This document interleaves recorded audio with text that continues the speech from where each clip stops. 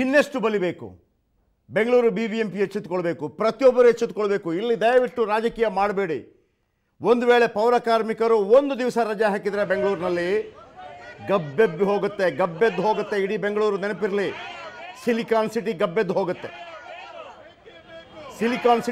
ಹೋಗುತ್ತೆ ಒಂದು ದಿವಸ ರಜೆ ಹಾಕಿದರೆ. ಇಡೀ ಬೆಂಗಳೂರನ್ನು ಸ್ವಚ್ಛ ಮಾಡೋರು ಇವರು ಒಂದು ಲೆಕ್ಕದಲ್ಲಿ ಹೇಗೆ ದೇಶವನ್ನು ಕಾಯುವ ಸೈನಿಕರಿದ್ದಾರೋ ಹಾಗೆ ಇಡೀ ಬೆಂಗಳೂರನ್ನು ಕಾಯೋರು ಇವರು ಸರ್. ಇವರು 2 ದಿವಸ ರಜೆ ಹಾಕಿ ನೋಡಲಿ, ಇಡೀ ಬೆಂಗಳೂರು ಗಬ್ಬೆದ್ದು ಹೋಗುತ್ತೆ. ಇಡೀ ಈ ದೊಡ್ಡ ದೊಡ್ಡ ಅಧಿಕಾರಿಗಳು, ದೊಡ್ಡ ದೊಡ್ಡ ಮಂತ್ರಿಗಳ ಮಕ್ಕಳು ರೋಗಗ್ರಸ್ತರಾಗ್ತಾರೆ. ನೆನಪಿಡ್ಲಿ, ರೋಗಗ್ರಸ್ತರಾಗ್ತಾರೆ. ಈ ಪೌರ ಕಾರ್ಮಿಕರು ಹೆಂಗೆ ಕೆಲಸ ಮಾಡ್ತಾರೆ ಗೊತ್ತಾ? ಆ ಕಸ ಎತ್ತಬೇಕು ಅಂತಂದರೆ ಆ ವಾಸನೆ ತಡೆಯೋಕ್ಕಾಗಲ್ಲ ಅವರಿಗೆ. ಲಿಕ್ಕರ್ ಯೂಸ್ ಮಾಡಿಕೊಂಡು, ಶರಾಬು ಕುಡ್ಕೊಂಡು, ಸ್ಮೆಲ್ ಗೊತ್ತಾಗದ ರೀತಿಯಲ್ಲಿ ತಮ್ಮ ಕುಟುಂಬವನ್ನು ಸಾಕಬೇಕು ಅನ್ನೋ ಕಾರಣಕ್ಕಾಗಿ ಶರಾಬು ಕುಡಿದು ಅದನ್ನು ಎತ್ಕೋತಾರೆ. ಬನ್ನಿ ಒಂದು ದಿವಸ ನಿಂತ್ಕೊಳ್ಳಿ ಅದರ ಮುಂದೆ.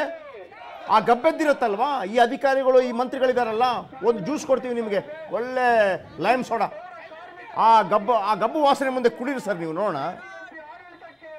ಆ ಗಬ್ಬು ವಾಸನೆ ಮುಂದೆ ಕುಡೀರಿ ಸರ್. ನಿಮಗೆ ಕಳೆದ 6 ತಿಂಗಳಿಂದ ಇವರ 14,500 ರೂಪಾಯಿ ಸಂಬಳ, ಪ್ರತಿ ತಿಂಗಳ ಸಂಬಳವನ್ನು ನಿಮ್ಗೆ ಕೊಡ್ಲಿಕ್ಕಾಗಿಲ್ಲ ಅಂತಂದರೆ ನೀವು ಯಾಕೆ ಬೇಕು ನಮಗೆ? ನಿಮ್ಮ ಜನಪ್ರತಿನಿಧಿಗಳನ್ನು, ಅಧಿಕಾರಿಗಳನ್ನು ಆಯ್ಕೆ ಮಾಡೋದು ಯಾಕೆ? ಜನಪ್ರತಿನಿಧಿಗಳನ್ನು ಆಯ್ಕೆ ಮಾಡೋದು ಯಾಕೆ? ನೋಡ್ರಪ್ಪ, ನಿಮಗೆ ವೋಟ್ ಹಾಕಿದ್ದೀವಿ, ಗೆಲ್ಸಿದ್ದೀವಿ, ಇಷ್ಟು ಬಜೆಟ್ ಇದೆ, ನಮ್ಮ ತೆರಿಗೆ ದುಡ್ಡು, ಎಲ್ಲವನ್ನು ಸರಿಯಾಗಿ ನೋಡ್ಕೊಳ್ಳಿ ಅಂತ ತಾನೆ. ಒಬ್ಬ ರಿಕ್ಷಾ ಡ್ರೈವ್ ಮಾಡ್ತಾ ಇರ್ತಾನೆ, ಅವನು ಪದೇ ಆಕ್ಸಿಡೆಂಟ್ ಮಾಡ್ತಾನೆ ಅಂತಂದರೆ ಆತನನ್ನು ಚೇಂಜ್ ಮಾಡಬೇಕು ತಾನೆ. ಕಳೆದ 6 ತಿಂಗಳಿಂದ ನಿಮಗೆ ಈ ವ್ಯವಸ್ಥೆಯನ್ನು ಸರಿ ಮಾಡೋಕ್ಕಾಗಿಲ್ಲ ಅಂತಂದರೆ ನಿಮ್ಮನ್ನು ಚೇಂಜ್ ಮಾಡಬೇಕು ತಾನೆ. ನಿಮ್ಮನ್ನು ಚೇಂಜ್ ಮಾಡಬೇಕು ಅಂತಂದರೆ ನಿಮ್ಮ ಸ್ಥಾನಕ್ಕೆ ನೀವು ರಾಜೀನಾಮೆ ಕೊಟ್ಟೋದು ಬರೋದು ಒಳ್ಳೆ ತಾನೆ. ಎಸ್, ಅಧಿಕಾರಿ ವರ್ಗ ನಿಮ್ಮಲ್ಲಿ ಇಡೀ ಇಷ್ಟು ತೆರಿಗೆ ದುಡ್ಡು, ಇಷ್ಟು ಬಜೆಟ್ ಎಲ್ಲವೂ ಇದೆ, ಅದನ್ನು ನಿಮಗೆ ಸರಿಯಾಗಿ ಪಾಲು ಮಾಡಿ ಅವ್ರಿಗೆ ಕೊಡೋಕ್ಕಾಗೋದಿಲ್ಲ ಅಂತಂದರೆ ನೀವು ವೇಸ್ಟ್ ತಾನೆ, ನೀವು ಫೈಲ್ ತಾನೆ. ಬಿಟ್ಟು ಹೋಗಿ ಸರ್.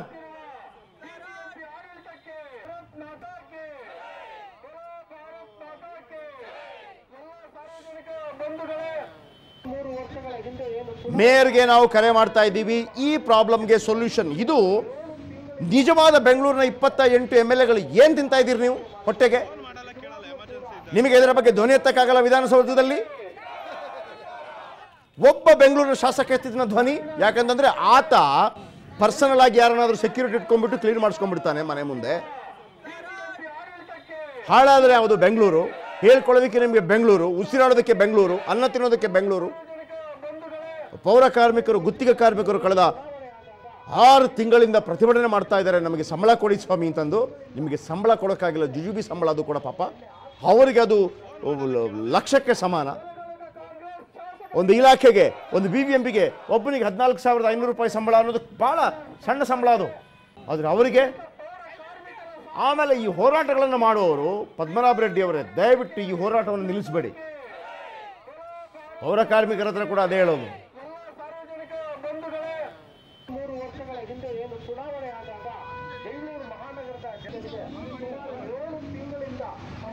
ಎಸ್, ಗಣೇಶ್ ಇದ್ದಾರ?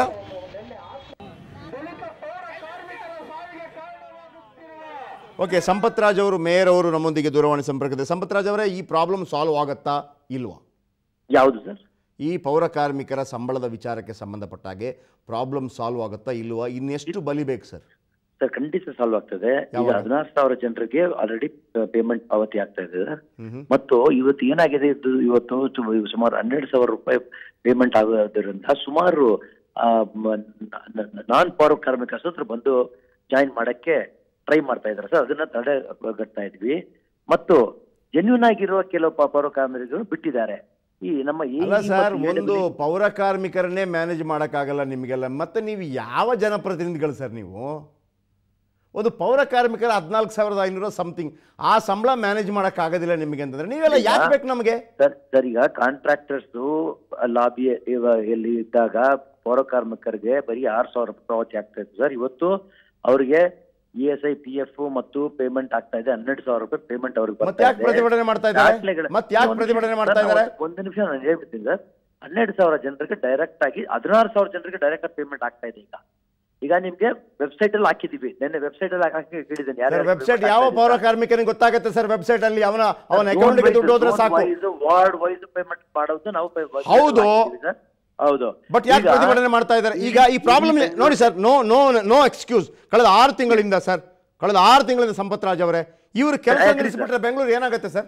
ಖಂಡಿತ ಸರ್. ಈಗ ಐಡೆಂಟಿಫಿಕೇಶನ್ ಮಾಡಿ ಕೂಡಲೇ ಅವರು ಪೇಮೆಂಟ್ ಮಾಡಕ್ಕೆ ಹೆಡ್ ಆಫೀಸ್ ಎಷ್ಟು, ಯಾವಾಗ ಟೈಮ್ ಕೊಡಿ ನಮಗೆ ಸರ್. ಈ ವಾರದಲ್ಲಿ ಕಂಪ್ಲೀಟ್ ಪೇಮೆಂಟ್ ಅನ್ನ ಮಾಡಕ್ಕೆ ಒಂದು ವಾರ ಟೈಮ್ ಯಾಕೆ ಸರ್? ಈಗ ಝೋನ್ ವೈಸ್ ಇಂದ ಅಂದ್ರೆ ನೀವು ಎಷ್ಟು ಜನ ಕಾರ್ಮಿಕರನ್ನ ಸಾಯಿಸಬೇಕು ಅಂತಿದ್ದೀರಿ ಹೇಳಿ?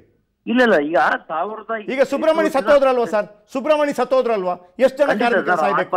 ಆಗ್ಬಾರ್ದಾಗಿತ್ತು. ಯಾಕಂದ್ರೆ ಅವರು ನಮ್ಮ 15 ವರ್ಷದಿಂದ ಪಾಪ ಝೋನ್ ಅಲ್ಲಿ ಕೆಲಸ ಮಾಡಿದ್ದಾರೆ. ಅವರು ಗ್ಯಾಂಗ್ ಮ್ಯಾನ್ ಆಗಿ ಕೆಲಸ ಮಾಡಿದ್ದಾರೆ. ನಂತರ ಪೌರ ಕಾರ್ಮಿಕರಾಗಿ ಕೆಲಸಕ್ಕೆ ಸೇರಿದ್ದಾರೆ. 6 ತಿಂಗಳಿಂದ ಸೇರಿದ್ದಾರೆ. ಇದನ್ನ ಮ್ಯಾನೇಜ್ ಮಾಡುವಂತ ಎಲ್ಲ ಅಧಿಕಾರಿಗಳಿಗೆ ಪ್ರತಿ ತಿಂಗಳು ಸಂಬಳ ಬರುತ್ತೆ ತಾನೆ? ಖಂಡಿತ. ಮಂತ್ರಿಗಳಿಗೆ ಎಲ್ಲ TDA ಬರುತ್ತೆ ತಾನೆ? ಮಂತ್ರಿಗಳಿಗೆ ಬರಬೇಕಾದಂತ ಎಲ್ಲ ದುಡ್ಡು ಬರುತ್ತೆ ತಾನೆ? ಹಾಗಿದ್ರೆ ಮಂತ್ರಿಗಳು ಮತ್ತು ಇವರು ನಿಜವಾದ ಕಸ ತೆಗೆಯೋರು ಇವರಿಗೆ ಸಂಬಳ ಇಲ್ಲ. ಆ ಮಂತ್ರಿಗಳು ಯಾಕೆ ಬೇಕು? 198 ಕಾರ್ಪೊರೇಟರ್ ಯಾಕೆ ಬೇಕು ಸರ್? BBMP ಯಾಕೆ ಬೇಕು ಸರ್ ನಮಗೆ? ಇಲ್ಲ, ತಾವು ಹೇಳೋದೇ agri sir. But within 1 week we will solve this issue, sir.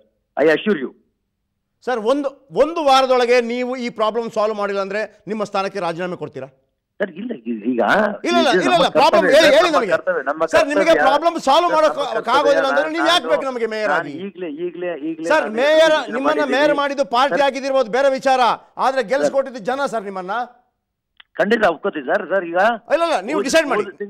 ನೀವು ಯಾಕೆ ಎತ್ತಲಿಲ್ಲ ಇದನ್ನ ವಿಧಾನಸೌಧದಲ್ಲಿ? ಯಾಕೆ ಎತ್ತಲಿಲ್ಲ ಸರ್? ಇಲ್ಲಿ 2 months ಬ್ಯಾಕ್ 4,000 ಪೀಪಲ್ ಪೇಮೆಂಟ್ ಆಗಿಲ್ಲ ಅಂತ ಹೇಳಿ ಸುಮಾರು ಪ್ರತಿಭಟನೆ ಮಾಡಿದ್ರು. ಕೂಡಲೇ ವಿದಿನ್ 24 hours ನಾನು ಅದನ್ನ ಪೇಮೆಂಟ್ ಒಂದು ವಾರ ಟೈಮ್ ಕೇಳಿ. ಒಂದು ವಾರದೊಳಗೆ ಪ್ರಾಬ್ಲಮ್ ಸಾಲ್ವ್ ಆಗಿಲ್ಲ ಅಂತಂದ್ರೆ ನೀವು ಈ ಕೆಲಸವನ್ನ ಸರಿಯಾಗಿ ಮಾಡಿಲ್ಲ ಅಂತ ಹೇಳಿ ರಾಜೀನಾಮೆ ಕೊಡ್ತೀರಾ ಸರ್? ಇಲ್ಲ, 100% ನಾನು ನಿಮ್ಗೆ ಅಶ್ಯೂರೆನ್ಸ್ ಮಾಡ್ತಾ ಇದ್ದೀನಿ. I will solve this issue in 1 week. ನನಗೆ ಹೇಳಿ, ಆಗಿಲ್ಲ ಅಂದ್ರೆ ರಾಜೀನಾಮೆ ಕೊಡ್ತೀನಿ ಅಂತ ಹೇಳಿ sir.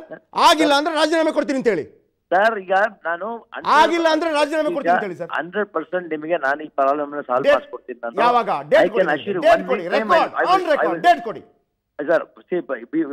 Today is the 10th. Okay, 10th. Maximum with leaving the holiday second third ಎಲ್ಲ ಬರ್ತದೆ. ಬೈ 20th ನಾನು ಎಲ್ಲ ಪೌರ ಕಾರ್ಮಿಕರಿಗೆ, ಈಗ 20th ಅಂದ್ರೆ not till the last date, ಇವತ್ತಿಂದಾನೇ ಹಂತವಾಗಿ ರಿಲೀಸ್ ಆಗಬೇಕು. 10 ದಿವಸ ಬೇಕು ಇನ್ನು. ಆಗ ಯಾರಾದ್ರೂ ಸತ್ತೋಗ್ಬಿಟ್ರೆ ಮತ್ತೆ? ಇಲ್ಲ, ಖಂಡಿತ ನಾವು ವಿಲ್ ರಿಲೀಸ್ ಇಮಿಡಿಯೇಟ್ಲಿ. ಸರ್, ಒಂದು 20ನೇ ತಾರೀಕು, ಒಂದು ನಿಮಿಷ ಸರ್, 20ನೇ ತಾರೀಕೊಳಗೆ ಕ್ಲಿಯರ್ ಆಗುತ್ತೆ. ಒಂದು ನಂಬರ್ 1. ನಂಬರ್ 2, ಅದರ ಮಧ್ಯದಲ್ಲಿ ಯಾರಾದ್ರೂ ಸತ್ತೋದ್ರೆ ನೀವು ಮೇಯರ್ ಆಗಿ ಮುಂದುವರಿಬಾರ್ದು. ನೀವು ಬೇಕಾಗಿಲ್ಲ ನಮಗೆ ಮೇಯರ್ ಅಂತವರು. ನಿಮಗೆ ಪ್ರಾಬ್ಲಮ್ ಸಾಲ್ವ್ ಮಾಡೋದ್ರೆ ಬೇಡ ಸರ್ ನಮಗೆ ಯಾರು ಕೂಡ. ಇದು ಪ್ರಜಾತಂತ್ರ ವ್ಯವಸ್ಥೆ. ಯಾವ ಪಾರ್ಟಿ ಅಧ್ಯಕ್ಷರನ್ನ ಗೇರವಾಗ್ತೀವಿ ನಾವು. ಪಾರ್ಟಿ ಅಧ್ಯಕ್ಷರನ್ನ ಗೇರವಾಗ್ತೀವಿ. ಬೇಕಾಗಿಲ್ಲ ನಮಗೆ. ಇಲ್ಲ, ಯಾರು ಸಾಯಬಾರ್ದು. ಖಂಡಿತ ನಾವು ಇದನ್ನ ಸಾಲ್ವ್ ಮಾಡಿ. ಎರಡು ಆಪ್ಷನ್ ನಾವು ಕೊಡ್ತೀವಿ. ನಿಮಗೆ ನಿಮ್ಮ ಪಾರ್ಟಿ ಕೊಡೋ ಅಗತ್ಯ ಇಲ್ಲ. ನಾವು ಕೊಡ್ತೀವಿ. ಜನ ವೋಟ್ ಹಾಕಿದವ್ರು ಕೊಡ್ತೀವಿ, ಜನರ ಪರವಾಗಿ. 20ನೇ ತಾರೀಕು ಒಳಗಾಗಿ ನೀವು ಪ್ರಾಬ್ಲಮ್ ಸಾಲ್ವ್ ಮಾಡಬೇಕು. ಅದರ ಮೊದಲು ಯಾರಾದರೂ ಇನ್ನೊಂದು ಹೆಚ್ಚು ಕಮ್ಮಿ ಏನಾದರೂ ಜೀವ ಹೋದ್ರೆ ನಿಮ್ಮ 5 ಲಕ್ಷ ಬೇಕಾಗಿಲ್ಲ. ನೀವು ಆ ಸ್ಥಾನಕ್ಕೆ ರಾಜೀನಾಮೆ ಕೊಡಬೇಕು. Thank you very much. ಯಾಕೆ ಬೇಕು ನಮಗೆ ಸರ್? ಖಡಾಖಂಡಿತ ಅಂದ್ರೆ ಖಡಾಖಂಡಿತ. ಅದನ್ನು ಮಂತ್ರಿ ಆಗಲಿ ಮತ್ತೊಬ್ಬಾಗಲಿ ಕೇಳಲೇಬೇಕು ಸರ್. ನಾವು ಮಾಡೋಕ್ಕಾಗತ್ತಾ? ಒನ್ಸ್ ಅಗೇನ್ ಹೇಳಿ, 20ನೇ ತಾರೀಕು ಒಳಗೆ ಮೇಯರ್ ಈ ಪ್ರಾಬ್ಲಮ್ ಅನ್ನು ಸಾಲ್ವ್ ಮಾಡಿಲ್ಲ ಅಂತಂದ್ರೆ ಅವರು ರಾಜೀನಾಮೆ ಕೊಡಬೇಕು. ಅವರನ್ನು ಕೆಳಗಿಳಿಸಲೇಬೇಕು. ಒಂದು ವೇಳೆ ಯಾರಾದರೂ ಪೌರ ಕಾರ್ಮಿಕರು ಸುಬ್ರಹ್ಮಣ್ಯ ನಂತರ ಯಾರಾದರೂ ಹೆಚ್ಚು ಕಡಿಮೆ ಮಾಡಿಕೊಂಡು ಜೀವ ತೆತ್ತರೆ ಅದಕ್ಕೂ ಕೂಡ ಮೇಯರೇ ಕಾರಣ ಆಗಿರ್ತಾರೆ. ಯಾಕಂದರೆ ಬೇರೆ ಯಾರು ಬರೋಕ್ಕಾಗಲ್ವೇ? ಗುಜರಾತಿಂದ ಕರ್ಸೋಕ್ಕಾಗತ್ತಾ? ಉತ್ತರ ಪ್ರದೇಶದಿಂದ ಕರ್ಸೋಕ್ಕಾಗತ್ತಾ? ಅಥವಾ ಮಂಗಳೂರಿನ ಮೇಯರನ್ನು ಕರ್ಸೋಕ್ಕಾಗತ್ತಾ? ಯಾರು ಹೊಣೆ? ಅವರೇ ಹೊಣೆ. ಇಲ್ಲಿ ಬೆಂಗಳೂರಲ್ಲಿ ಯಾವುದಾದ್ರೂ ಕಾನೂನು ಸುವ್ಯವಸ್ಥೆ ಹಾಳಾದರೆ ಯಾರು ಹೊಣೆ? ಮೇನ್ಲಿ ಯಾರು ಬರ್ತಾರೆ? ಕಮಿಷನರ್ ಬರ್ತಾರೆ. ಅವರು ಆ ರೀತಿ ಮೇಯರ್ಗೂ ಅದೇ ಹೇಳ್ತಾ ಇರೋದು. ನಿಮಗೆ ಪ್ರಾಬ್ಲಮ್ ಸಾಲ್ವ್ ಮಾಡೋಕ್ಕಾಗೋದಿಲ್ವಾ? ಕಾಂಗ್ರೆಸ್ನ ಮುಖಂಡರಿದ್ದಾರೆ, ನಮ್ಮನ್ನು ಚೆನ್ನಾಗಿ ನೋಡ್ಕೊತಾರೆ. No way. ಆ ಮುಖಂಡರನ್ನು ರಾಜೀನಾಮೆ ಕೊಟ್ಟೋಗ್ಲಿ. ನಮ್ಮ ಹೋರಾಟ ಇದೇ ರೀತಿ ಮುಂದುವರಿಯುತ್ತೆ. Thank you very much.